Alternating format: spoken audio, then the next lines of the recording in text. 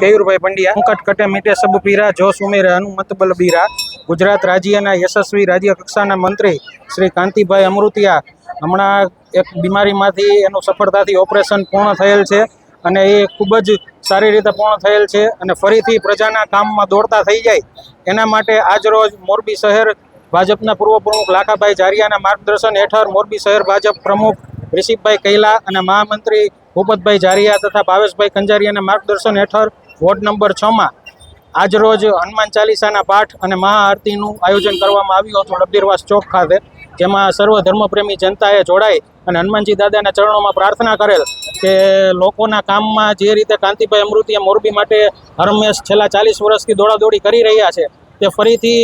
ખૂબ જ માંદગીમાંથી બહાર આવી અને પાછા પહેલાંની જેમ દોડતા થઈ જાય એવી હનુમાન દાદાના ચરણોમાં પ્રાર્થના કરેલ. મોરબી શહેર ભાજપ દ્વારા 13 વોર્ડમાં કાર્યક્રમનું આયોજન કરવામાં આવેલ છે અને અત્યારે 6 નંબરના વોર્ડમાં આયોજન હતું.